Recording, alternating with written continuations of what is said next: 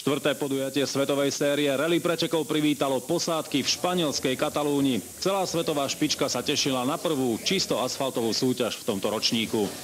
Popri svetových menách sa na preteky pripravovala aj dvojica slovenských jazdcov. V produkčných vozidlách sa predstavil Tibor Čerhalmi s Milošom Húlkom na Mitsubishi Lancer Evo 8 a v triede nádejných posádok Junior VRC, ktoré nepresiahli vekovú hranicu 25 rokov a súťažia s vozidlami poháňanými iba prednou nápravou, zasa súťažil Jozef Béreš mladší s Petrom Starým na Suzuki Ignis Super 1600.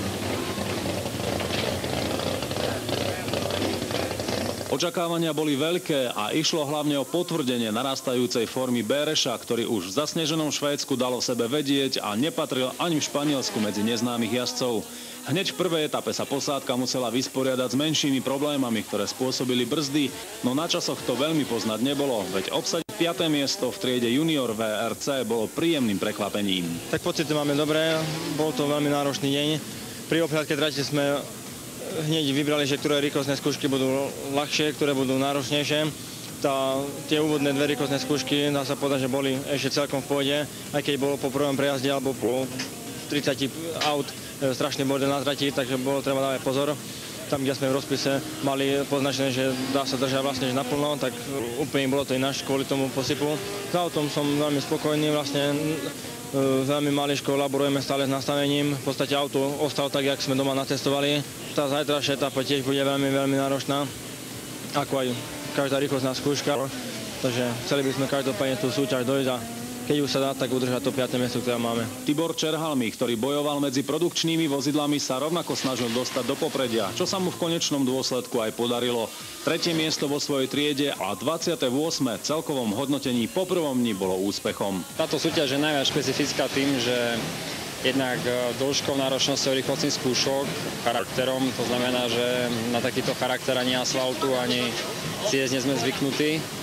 Ale veľmi sa nám to páči, myslím si, že sme sa aklimatizovali celkom rýchlo.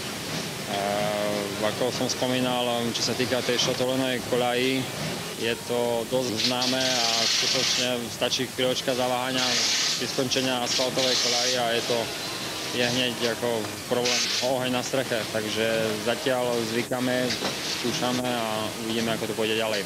Každopádne dnešný deň veľká spokojnosť, v podstate stratégia bola jasná, plány jsou udržané, takže uvidíme, čo zajtra. Musím říct, že se mi s Tiborem jede dobře, ale to Španělsko je jednak těžký a jednak dlouhý, takže vlastně máme před sebou ještě 2 dny a to bude hodně tvrdá práce. No.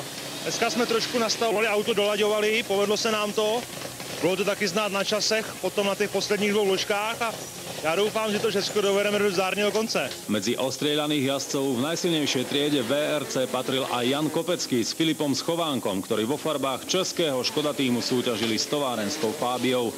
Prvý meraný úsek znamenal 6. miesto, čo predznamenalo dobré umiestnenie v celkovej súťaži. A v druhej etape sa mu podarilo zajazdiť kvalitné časy a prenocoval na výbornom 5. mieste. To si udržal aj v poslednej 3. etape a tak sa postaral nielen o svoj životný úspech, ale spokojnosť prejavili aj v tíme, keď hneď na 6. mieste poistil body ďalší škodovák François Duval.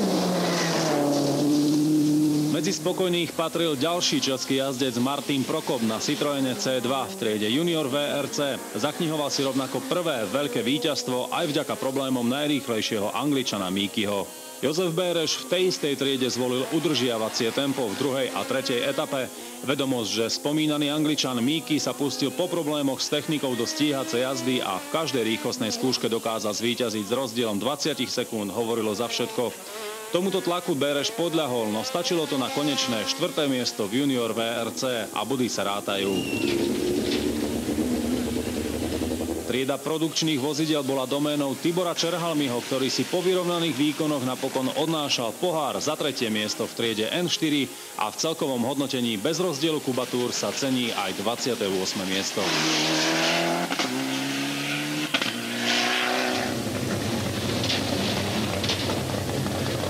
Rally Katalúňa bola doménou víťaza Francúza Sebastiana Loeba. Prekvapením bolo 2. miesto domáceho Daniela Sorda na súkromnej Xare a na 3. priečke sa umiestnil Markus Grünholm. Svetová špička sa stretne najbližšie na začiatku apríla na Rally Korsika.